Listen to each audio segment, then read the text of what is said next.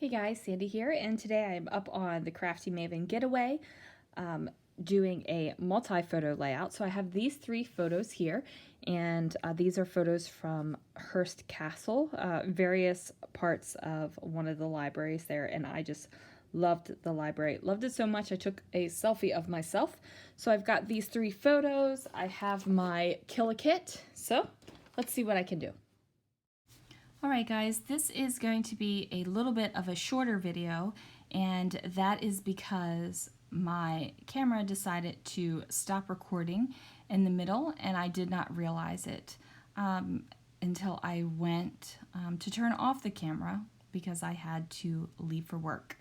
So yeah, sorry about that. Some of the process is not going to be in there. Now, this is definitely one of my go-to designs for 3 portrait photos, and that is where I take them and put them in a line across the page. Now, sometimes the line is straight like it is now, sometimes it is not, sometimes they're like a little bit crooked and wonky, sometimes one of the photos is larger than the other photos, but this is definitely something that I do on the regular basis. And usually when I have this straight line of 3 photos across the page, what I do is have embellishment over top of 2 of the photos and then diagonally under the other 2 photos. So there's usually embellishment like up on the, for example, let me see if I can explain this. For this layout right now, where I'm putting that pattern paper, if I had embellishment over those 2 photos in the upper right side, then I would have embellishment under the photo of me and the bookcase right there on the lower left side. And that's normally what I would do, is to have my embellishment diagonally across the photos. And sometimes, depending upon if the photos were up at the top of the page or at the bottom of the page, I would have just like a little extra, maybe like a label and sticker or something, just a little bit of an extra bit of design, I guess, bit of embellishment. But for this particular layout, I decided I was going to try something a little bit different. I am going basically straight up and down the page with my embellishment instead of diagonal. And it takes me a minute to figure it out. I decided to pull out some more product and play with it a little bit. Now, this frame and this vellum I absolutely love, and I love the combo of it, and I just thought it was gorgeous, but it doesn't make it onto my page because I feel like it's too heavy for what I have going on. And I don't mean like it heavy as in thickness wise, like weighted wise, not in color wise, obviously, because it's very light color wise, but it just, everything I tried, it just didn't work for me. Like I wasn't feeling it. I do know that I'm going to be decorating with a lot of words, and that is because I am documenting the library and my love of libraries and books in general. Love me some libraries. I wish I had a library in my home with a rolling ladder, because I so want to be Belle from Beauty and the Beast when she gets on that library and just swings around that room. Like that is a dream for me. Like I want that to happen. And I love this floral over top of that frame. I thought it was gorgeous, but again, the frame was just too heavy for me.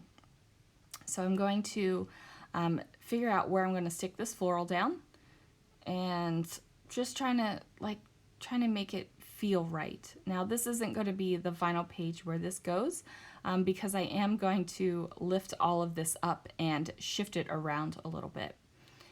I'm using words like always better together, because I think me and books go great together. Things like happy, what a lovely day, for the record, you were loved, my favorite things. There's even a sticker that says all you need is a good book, and I place that on my page as well. I end up with a lot of words on this page, and I love decorating with words. I especially love decorating with words about books. Now, these are pretty cool rub-ons that I'm using right now. They are layered rub-ons, so you basically have like this watercolory effect that you use as the base, and then you choose one of the gold rub-ons and rub it on top. Now, if I had a different background paper, you would be able to see this a lot more clearly. As it is, it's just something that's really subtle, and I'm okay with that. I'm okay that it's turned into just like a subtle little thing. It actually picks up on camera a little bit better than it does in person, depending upon the light that you're viewing it in.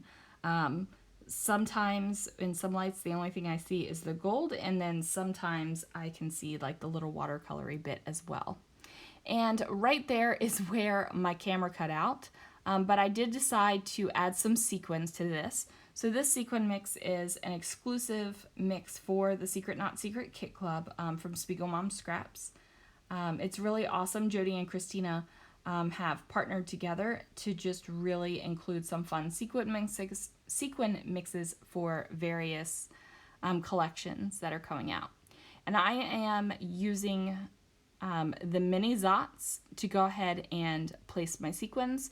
Now for this sequins, I just kind of like dropped them on the page and arranged them a little bit and decided to glue it down where it went.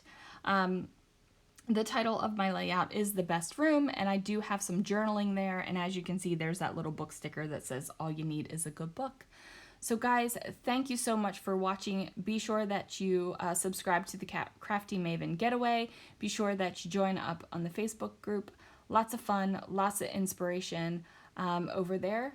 There are many Mavens, and we post pretty on the regular on the Crafty Maven channel and also on our own channels. So there it is. Look at those sequins, you guys. Like, so pretty. Thanks very much. Oh boy, I can't even speak right now. I'm so excited. Thank you guys for watching. I will see you again really soon for another video.